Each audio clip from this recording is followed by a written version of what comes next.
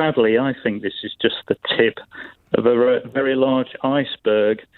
And I just think that, generally the Conservatives are getting braver and braver and getting away with bold. Let's go for bold. Soldiers and firefighters are brave. Yeah, sorry. Bold is that? You know what I mean, though, don't you? Yes, definitely. Bolder. Emboldened. Much bolder. Shameless is what you mean.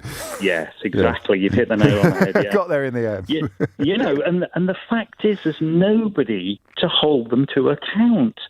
Where are the opposition parties jumping from the roofs about this? Well, they can't this week, to be fair, because of the moratorium after the Duke of Edinburgh's death. It'll be interesting to see what Keir Starmer does with this story. But, of course, don't forget Cameron. I know you haven't forgotten. I'm just pointing out he's not actually in charge. And if Starmer's not landing enough punches on the current Old Etonian Prime Minister, the chances of him landing any on the last one are pretty slim.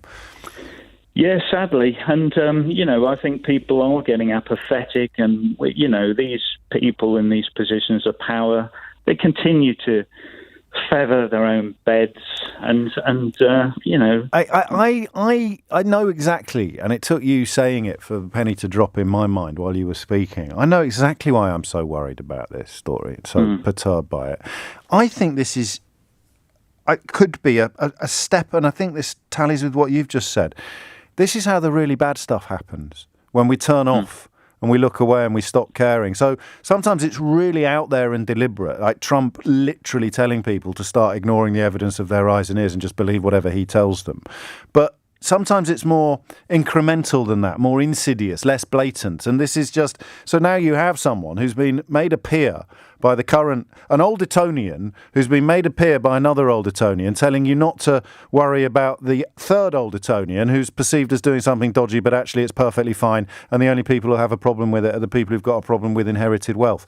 That to me speaks of baby steps on a path to some really dark places for a country. Definitely. And this government had the cheek to send inspectors up to Liverpool Council. Can Liverpool Council send inspectors into what's going on with the government, with all their PPE contracts and things like that? I'm sensing that you don't have much sympathy for people who are trapped in wealth, Dave. Can I call you Dave? Not a lot, no. Surprisingly, not a lot.